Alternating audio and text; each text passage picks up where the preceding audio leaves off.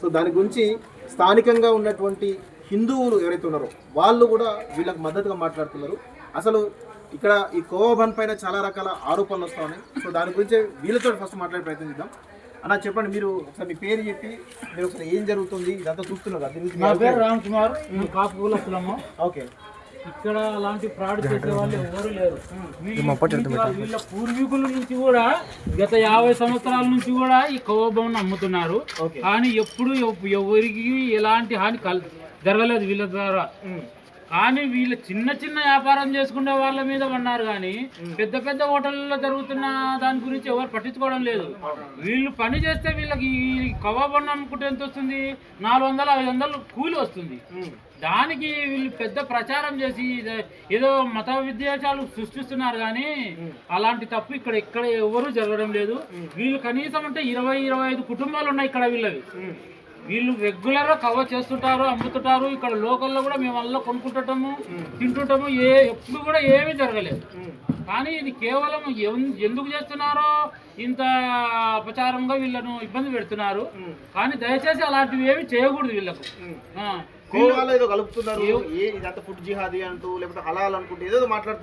ఇది ఎక్కడ కలుస్తుందో ఏమో, కానీ వీళ్ళు మాత్రం ఇలా ఎలాంటి జిహాదీలు చేయడం లేదు. చాలా మంచి వ్యక్తులు వీళ్ళు, మెతగా మనుషులు కూడా వీళ్ళు. గాయగడుసుగా కొట్లాడే వాళ్ళు కాదు. మెతకగా 5 రూపాయలకు 10 రూపాయలకు కూడా అమ్ముకునే వాళ్ళు వీళ్ళు. వీళ్ళు అంటే 5 రూపాయలు పిల్లలు అడుగుతుంటారు, అన్న కొంచెం కావట్టన్నా అని ప్రేమతో కొంచెం అన్న అటు పూసిపోతారు. అంతేగాని వీళ్ళు మత విద్వేషాలు సృష్టించి ఈ పిల్లలు కాకుండా పుడుతున్నారు, చేస్తున్నారు. ఇవన్నీ చాలా అబద్ధం. వీళ్ళు చిన్న చిన్న వ్యాపారస్తులు అన్న. వీళ్ళు చాలా చిన్న వ్యాపారస్తులు. వీళ్ళ మీద అలాంటి అబండాలు వేయడం చాలా తప్పు. ఇది రెగ్యులర్గా తింటాం వీళ్ళ కాడ కవ్వ. ఎప్పుడు తింటున్నారు మీరు? నేను కార్పెంటర్ను. నా కాడికి కట్టెలకు వస్తారు. వచ్చేటప్పుడు కవ తీసుకోవాలంటే కవ తీసుకొచ్చి కవ ఇచ్చి కట్టెలు తీసుకుపోతారు. వీళ్ళు ఓన్లీ పొయ్యి కట్టెలతోనే తయారు చేస్తారు, గ్యాస్ కూడా వాడరు. కానీ వీళ్ళ మీద చాలా అపచారం చేస్తున్నారు. వీళ్ళను దుష్ప్రచారం చేసి వీళ్ళకి చాలా అన్యాయం జరుగుతుంది. ఇప్పుడు ఈ జరిగిన దాని వల్ల వాళ్ళకి వ్యాపారాలు లేవు. ఇప్పుడు చాలా ఇబ్బంది పడుతున్నారు వాళ్ళు. మళ్ళీ వీళ్ళ మీద నమ్మకం పుట్టాలంటే ఎన్ని రోజులు టైం పడుతుంది? అది గత 50 సంవత్సరాల నుంచి కాపాడుకొసుకుంటున్నారు వాళ్ళు. మీరు ఇప్పటిదాకా తెలంగాణ మీడియాలో కొంతమంది మాత్రమే చేసిన అనుకుంటుంది కదా, నేను ఆల్రెడీ చెప్పిన టీఎస్పీ మీడియా తెలంగాణ వాళ్ళకి కాదని చెప్పిన. ఏమంటారు అసలు దీని గురించి? ఇది ఏ మీడియా వాళ్ళు చేసినా వీళ్ళ మీద చేయడం తప్పన్నా, చాలా తప్పు. వీళ్ళు చాలా మంచి వ్యక్తులు. వీళ్ళు కవ్వ అమ్ముకుంటారు అంతేగాని అది కలపాలా ఇది కలపాలా అనే ఆలోచన చేసే మనుషులు కూడా కాదు వీళ్ళు. వీళ్ళ మీద అనవసరమైన ప్రచారం చేసి చాలా ఇబ్బంది పెడుతున్నారు. వీళ్ళకి ఇప్పుడు జీవనోపాధి కోల్పోయినారు. ఇప్పుడు వాళ్ళు చాలా ఇబ్బంది పడుతున్నారు. వాళ్ళకి ఎవరు జీవనోపాధి కల్పిస్తారు? ఇప్పుడు వీళ్ళ వృత్తి అది అంటే ఓన్లీ కవ్వ అమ్ముకునే వాళ్ళే వీళ్ళు. ఇప్పుడు ఆ ఛానల్ బ్యాన్ చేయాలి. అసలు ఎవరు చేశారో ఏమో కానీ ఆ ఛానల్ బ్యాన్ చేయాలి.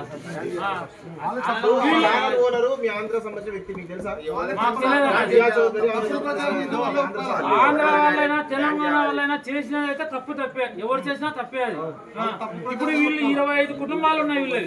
వీళ్ళకు జీవనోపాధి ఎవరు కల్పిస్తారు? ఇప్పుడు వీళ్ళ జీవనోపాధి కోల్పోయినారు. ఇప్పుడు వీళ్ళ కవ్వ ఎవరు కొంటారు? ఇప్పుడు మేమంటే లోకల్లో మాకు తెలుసు కాబట్టి మేము కొంటాము. లోకల్లో కొంటే వాళ్ళ వ్యాపారం జరుగుతుందా? లోకల్లో ఒకరు అమ్ముకుంటే సరిపోతుంది. మిగతా 24 కుటుంబాలు ఎక్కడ వెళ్ళాలి? వీళ్ళు రెగ్యులర్ గా శ్రీశైలం పోయి అమ్మేవాళ్ళు. వాళ్ళు ఇప్పుడు శివరాత్రి అప్పుడు పోయే పరిస్థితి లేదు. వాళ్ళు ఇంట్లోంచి బయటికి వెళ్ళలేకపోతున్నారు. వాళ్ళు అసలు వాళ్ళ పరిస్థితి చాలా దారుణంగా ఉంది. ఒకసారి తప్పు చేసి చెప్పు అని బయటపడినాక అది తర్వాత కూడబెట్టుకోవడానికి చాలా టైం పడుతుంది. మంచి చేయాలంటే చాలా టైం పడుతుంది. చెడును కొంచెంసేపులోనే కొంచెం విషం అయితే నీళ్ళన్నీ చెడిపోతాయి. అదే మంచి చేయాలంటే చాలా టైం పడుతుంది. ఇప్పుడు వాళ్ళు కవ్వ అమ్మకాలంటే ఎంత ప్రచారం జరగాలి? చాలా ఇబ్బంది పడుతున్నారు వాళ్ళు. దానికి ఎవరి మధ్యలో అసలు వాళ్ళ జీవనోపాధి కోల్పోయినారు. చాలా బాధపడుతున్నారు వాళ్ళు. बड़ा यूट्यूबर है लौड़क देखा है इसकी इंस्टा में रील्स लड़ा तो सी वीडियो काट सी टीवी सी कंटेंट सो बात कर रहे हैं मुझे सोच की बात करते मेरे వాళ్ళైతే వాళ్ళకి అక్కడ చూడండి